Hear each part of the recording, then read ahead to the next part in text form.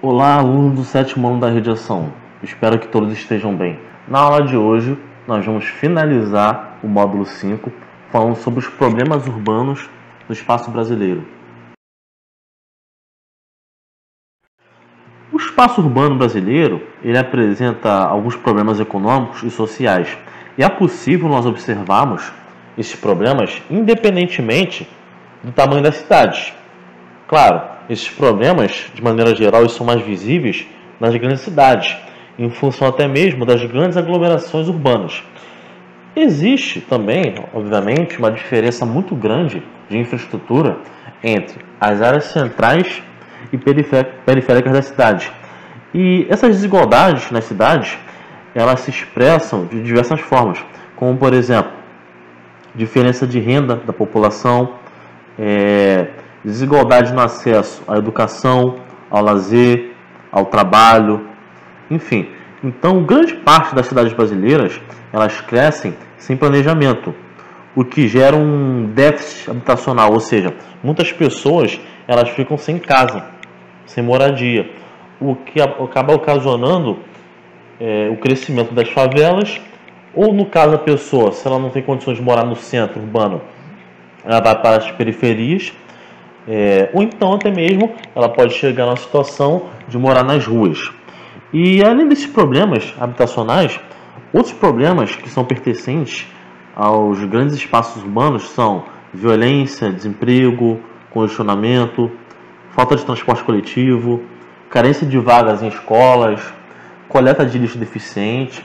E todos esses problemas, eles têm uma explicação, têm um porquê. É isso que nós vamos ver nos próximos slides. Conforme foi falado anteriormente, em aulas anteriores, a industrialização ela tem uma ligação direta com a urbanização, porque com o crescimento das indústrias nas cidades, muitas pessoas saíram do campo em direção às cidades, num movimento chamado êxodo rural. A partir daí as cidades começaram a crescer, um processo chamado urbanização, quando as cidades crescem em relação às áreas rurais. Bom, é importante salientar, a partir disso, que no Brasil e nos países subdesenvolvidos, a industrialização é um processo recente. Se a industrialização ela tem ligação direta com a urbanização e ela é um processo recente, consequentemente, a urbanização no Brasil e nos países subdesenvolvidos também é um processo recente.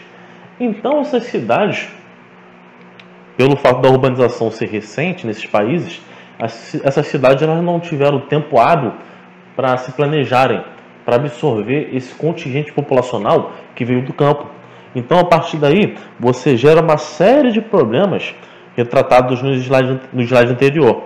E essas cidades elas criam um inchaço, de fato, e o Estado não tem a capacidade e até mesmo a vontade, de criar uma infraestrutura para todas essas pessoas que moram nessas cidades, e a partir disso você cria um déficit habitacional, conforme foi falando anteriormente, e você também tem um problema de desemprego, falta oportunidade de emprego para muitas pessoas, e a partir daí a criminalidade ela aumenta, e a partir disso o sistema prisional ele fica inchado também, e você vai gerando uma série de problemas.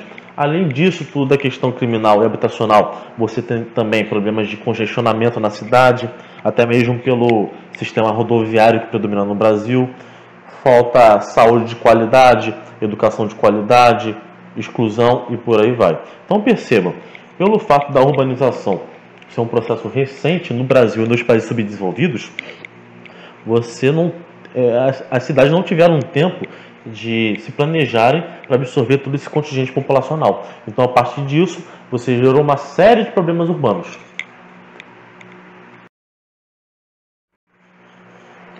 Então, devido à falta de planejamento urbano e esse crescimento desordenado dessas cidades, vários problemas urbanos eles vão surgindo e se intensificando. É o caso das favelas, por exemplo. A partir disso, as favelas surgiram no Rio de Janeiro e depois em outras cidades do Brasil e se expandiram para outras áreas e até mesmo cresceram. E essas favelas são áreas que são dotadas de pouca infraestrutura urbana, como por exemplo, asfalto, iluminação, saneamento básico. É importante salientar que esse crescimento das favelas ele aconteceu pelo fato de muitas pessoas que saíram do campo e foram em direção à cidade, ou elas não tinham oportunidade de emprego, não tinham renda, ou conseguiam um emprego com a renda baixa, devido à falta de qualificação da mão de obra que veio do campo. Então, a partir daí, elas não tiveram outra opção além de ir para as favelas, porque teoricamente são áreas onde, devido à falta de infraestrutura, são áreas mais baratas para se morar. Ao contrário do que muita gente pensa, periferia e favela não são sinônimos, ou seja, não são a mesma coisa. As favelas, como foi falado no slide anterior, são áreas dotadas de pouca infraestrutura urbana. E as periferias podem, obviamente, serem áreas com pouca infraestrutura urbana, mas geograficamente falando, quando eu utilizo o termo periferia, eu estou me referindo a uma área distante do centro. Então, pode sim, não é o caso do Rio de Janeiro especificamente, mas podemos sim ter áreas periféricas onde você tem classes abastadas, digamos assim, pessoas com condição financeira com a renda maior. E então a periferia, não por via de regra, é uma área com pouca infraestrutura urbana, onde as pessoas têm baixa renda. Ao contrário da favela, onde em sua maior parte, não todo mundo, mas em sua maior parte, as pessoas que moram são pessoas de baixa renda, onde eu tenho pouca infraestrutura urbana.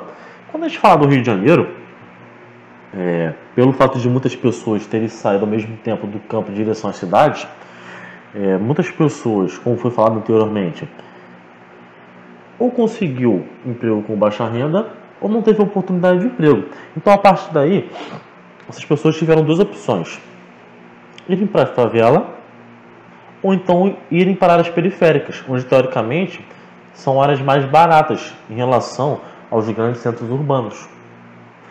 E a partir disso, então, as periferias no estado do Rio de Janeiro, na região metropolitana, principalmente, começaram a crescer. Podemos observar, nesse mapa da esquerda, está destacado de roxo a chamada Baixada Fluminense.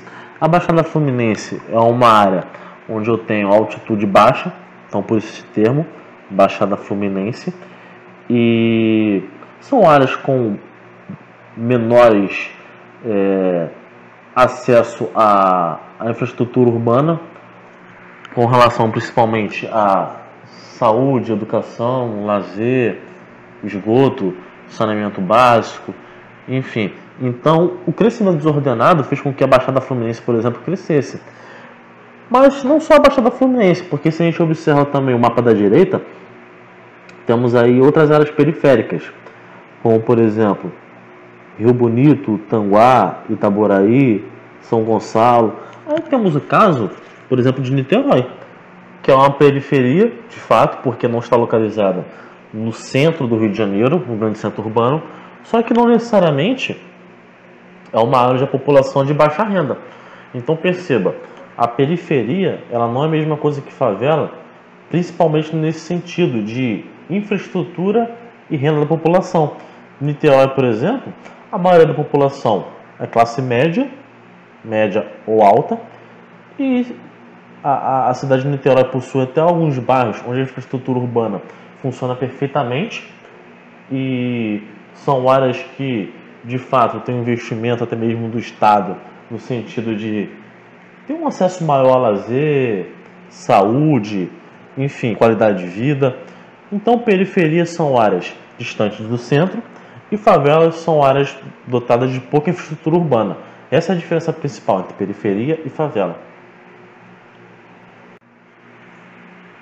Então, o desemprego ele está cada vez mais intenso e desde que o crescimento urbano no Brasil ele começou a acontecer de maneira desenfreada, ele tende a piorar, a aumentar ainda mais.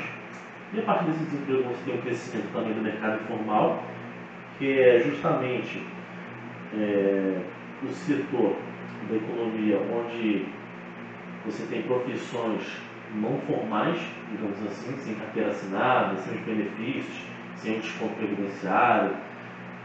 E a partir disso, você também tem uma educação de baixa qualidade e a população não consegue obter qualificação profissional mínima, então você entra no mercado de trabalho formal.